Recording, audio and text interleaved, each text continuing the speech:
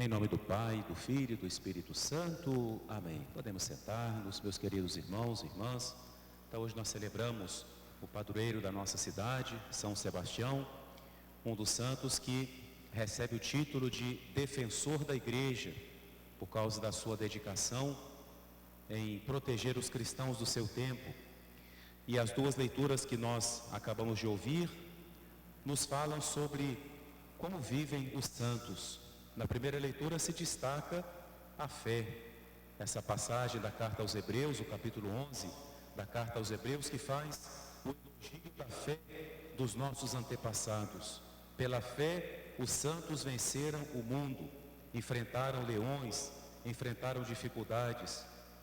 A força, o motivo pelo qual os santos enfrentaram tanto sofrimento foi a sua fé. A fé que é mais do que um simples conhecimento, mas é essa graça que recebemos no nosso batismo, esse dom que recebemos no nosso batismo, pelo qual nós conhecemos a Deus como Deus mesmo se conhece. A fé é o conhecimento sobrenatural. E quando o cristão se abre a esse conhecimento e vive essa fé, ele é capaz de fazer qualquer coisa para se manter fiel ao que Deus dele pedir.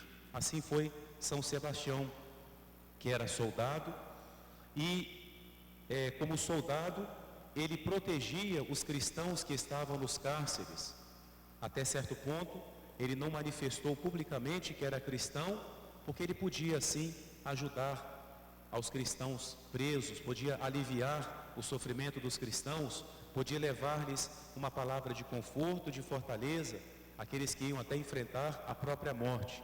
Mas a partir do momento em que ele é descoberto como cristão, ele não pode mais se omitir, ele não pode mais negar a sua fé. E então ele professa claramente diante do imperador a sua fé, e por isso ele é martirizado, passa por 2 martírios, primeiro apedrejado e depois recebe as flechas, Na primeira vez é dado por morto, mas é resgatado por uma senhora piedosa, se recupera e logo que ele está bem, ele se apresenta novamente ao imperador para professar a sua fé com toda a coragem, com toda a intrepidez própria daquele grande soldado São Sebastião.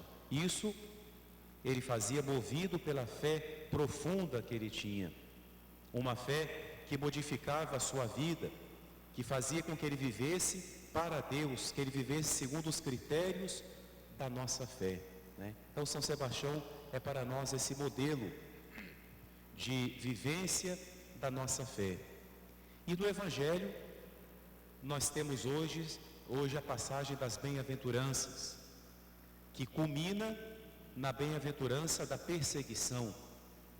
As bem-aventuranças até certo ponto são algo muito estranho, porque Jesus une a palavra felicidade a coisas que, humanamente falando, não trazem felicidade.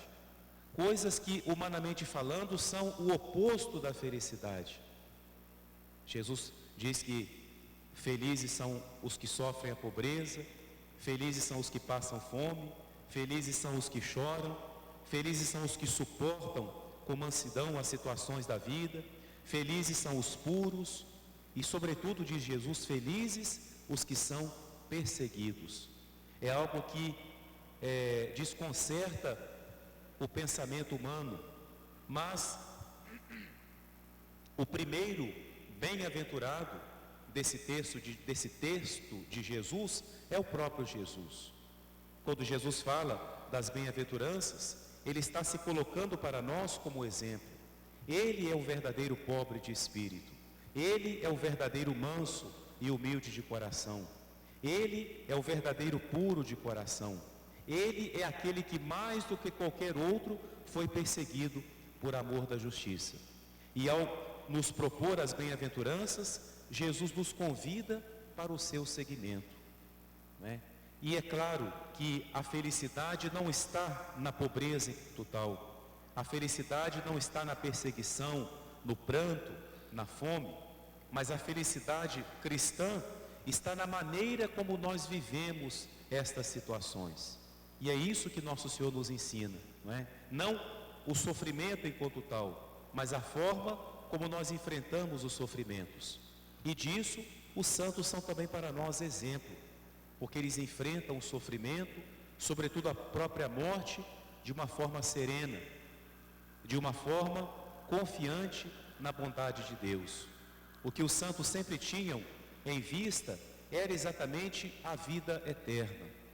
Existe uma passagem do Antigo Testamento que ilustra muito bem como que os santos agiam, que aliás essa passagem da carta aos Hebreus se refere sobretudo aos santos do Antigo Testamento. Naquele episódio dos 7 filhos macabeus, em que cada um vai sendo martirizado na presença da mãe, e cada um que vai sendo levado para o martírio professa a sua fé e encoraja os seus irmãos para não desistirem, para não abandonarem a sua fé. Quando chega o mais novo, o caçula, então o verdugo chama a mãe e fala para ela: mas a senhora vai deixar que seu último filho morra também? Você já perdeu 6 filhos, só lhe resta esse. Por que você não o convence de queimar incenso aos nossos deuses e tudo isso vai cessar? Então ela fala assim: eu vou falar com ele. E ela então se aproxima do filho, claro que ela não vai dissuadi-lo, mas ela fala assim para ele: suplico-te, meu filho, que olhes para o céu, que olhes para o céu. E depois faz toda uma verdadeira pregação, encorajando o seu filho a dar a sua vida por causa de Deus, pelo verdadeiro Deus. E assim, ele também é martirizado e no fim, a mãe também. Mas essa frase é o que todos os santos tinham presentes e que nós devemos ter presentes em nossa vida. Suplico-te, meu filho, que olhes para o céu. Nosso Senhor vai dizer em outro lugar do Evangelho, de que adianta o homem ganhar o mundo inteiro se ele vier a perder a sua alma? De que adiantaria São Sebastião para não perder o seu cargo de soldado de confiança do imperador? De que adiantaria se ele tivesse renunciado à sua fé? Quem conheceria hoje a Sebastião? A sua vida teria ficado perdida na história e talvez a sua alma também perdida eternamente. Mas ele olhou para o céu, ele teve fé, ele viveu a sua fé.